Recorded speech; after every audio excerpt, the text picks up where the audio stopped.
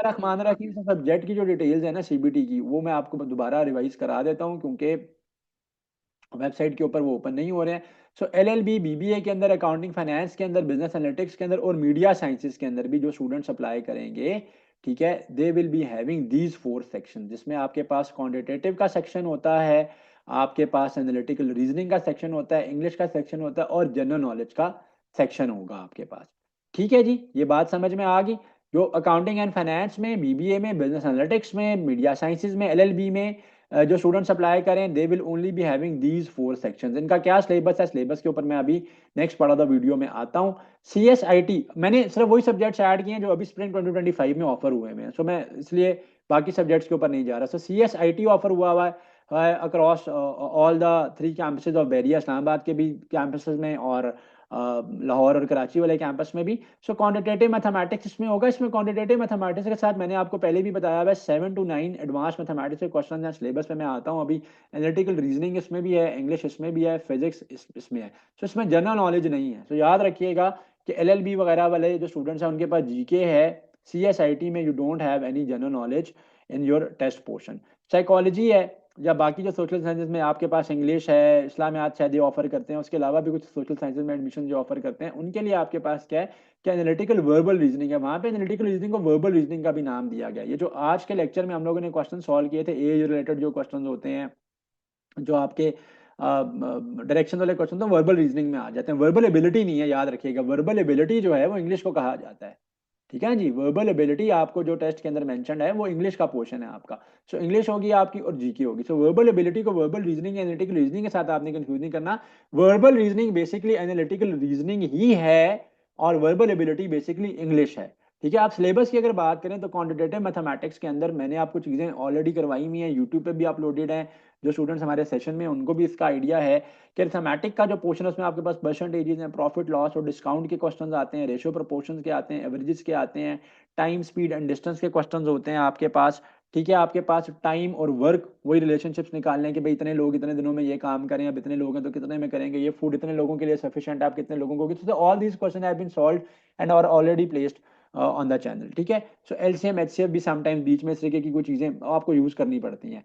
सो algebraic जो आपके पास इसमें से फंक्शन है, वो आपके पास क्या होता है कि सिंप्लीफिकेशन करनी किसी अलजेब्राइक वैल्यू की या किसी टर्म की। लीनियर इक्वेशन है आपके पास, क्वाड्रेटिक इक्वेशन, जिस तरह कल के लेक्चर में मैंने आपको क्वेश्चन कराया था कि क्वाड्रेटिक इक्वेशन थी, आपने सिंप्लीफाई करके के की उसमें जो के का वेरिएबल था उसकी वैल्यू निकालते। इनइक्वालिटीज बड़ी इन डिटेल आपको करवाई हुई है मैंने कल के मैराथन के ऊपर भी, वो मैंने दोबारा अपलोड कर दी है यूट्यूब पे।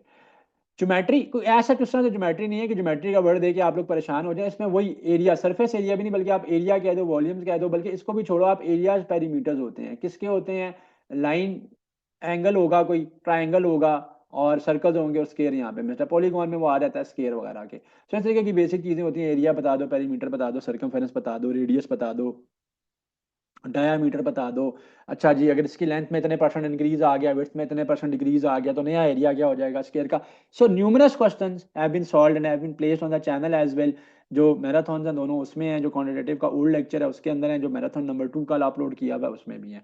ट्रिग्नोमेट्री इसमें उस तरह से ऐसा नहीं होती, क्योंकि ट्रिग्नोमेट्रिक आइडेंटिटीज पूछी हुई है। ये ट्रिग्नोमेट्री का जो पोर्शन है बेसिक सा, ये एडवांस मैथमेटिक्स के लिए मैंने करवाया हुआ है कि साइन थीटा कॉस थीटा या साइंस के थीटा प्लस कॉस के थीटा वैसे है, बट ये ना होने के बराबर होते हैं। 1% या इससे भी कम क्वेश्चन होते हैं एडवांस। ये अब ये चीजें एडवांस मैथमेटिक्स के लिए। बेसिक प्रोबेबिलिटी आ जाएगी आपके पास, ठीक है, सेट थ्योरी या मैट्रिसेस आ जाएंगे। उसके अलावा मैंने आपको बताया कि लास्ट जो फॉल का पेपर था एडवांस मैथमेटिक्स की, अब ये चीजें हैं। ठीक है ना, यहाँ पे ऊपर ये समड अप हो गई है आपकी जो क्वांटिटेटिव मैथमेटिक्स और एडवांस मैथमेटिक्स उन लोगों का जो सीएस में और आईटी में। सो सीएस आईटी ही ऑफर हुआ है सर स्प्रिंग 2025 में। तो सर मैं 2025 के वाले से बात करें तो इंटीग्रल्स हो सकते हैं आपके पास डेरिवेटिव्स हो सकते हैं। एनालिटिकल ज्योमेट्री का पूरा लेक्चर मैंने अपलोड किया हुआ है। सो एनालिटिकल ज्योमेट्री में वही बेसिक सी चीजें आ जाती हैं। स्लोप है, बता दो उसको, पॉइंट स्लोप फॉर्म में ले जाओ। ये पॉइंट लाइन के ऊपर है, पॉइंट के नीचे है, या लाइन के ऊपर है, या लाइन से अबव है, बिलो है, ऑन द लाइन है, वो उस तरह की चीजें हैं।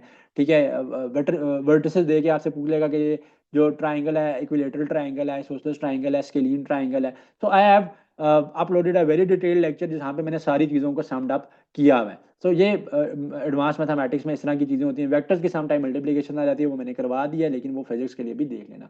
एनालिटिकल अगर रीजनिंग की बात की जाए तो एनालिटिकल रीजनिंग के अंदर अगर मैं पहले बात करूं तो लॉजिकल डिडक्शंस हैं। सो लॉजिकल डिडक्शंस क्या हैं कि वही जो आपके पास सिनेरियो बेस्ड क्वेश्चन है, scenario based questions already uploaded हैं, आज का जो मैं मैराथन अपलोड करूंगा उसमें भी अपलोड हो जाएंगे इंशाल्लाह।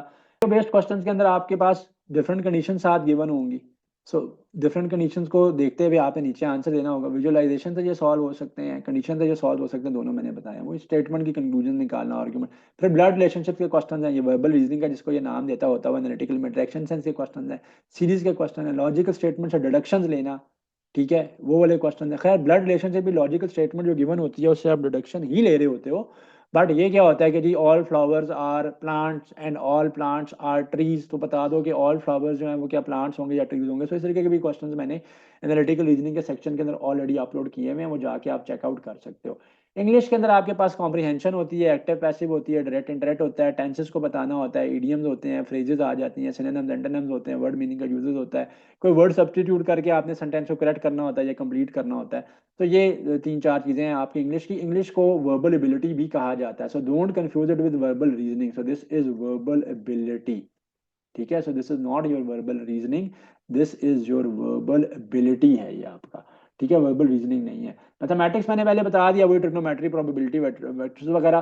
फिजिक्स की अगर मैं बात करूँ ना, I don't have space here. So मैं अगर फिजिक्स की बात करूँ तो फिजिक्स के अंदर आपको बहुत डीप डाउन कॉन्सेप्ट्स को रिवाइज करने की जरूरत नहीं है। खैर है तो सारा करिकुलम एफएससी का इंक्लूडेड है, बट इसमें जिन लोगों का फिजिक्स है, फिजिक्स किन लोगों की है, अगेन जो सिर्फ सीएस और आईटी में है, ठीक है। सो डेफिनेशन वगैरह होती हैं, इसमें वेक्टर स्केलर्स पूछे गए होते हैं, इसमें यूनिट्स पूछे गए होते हैं, डिराइव्ड क्वांटिटीज, बेस क्वांटिटीज के हवाले से चीज़ों को पूछा गया होता है।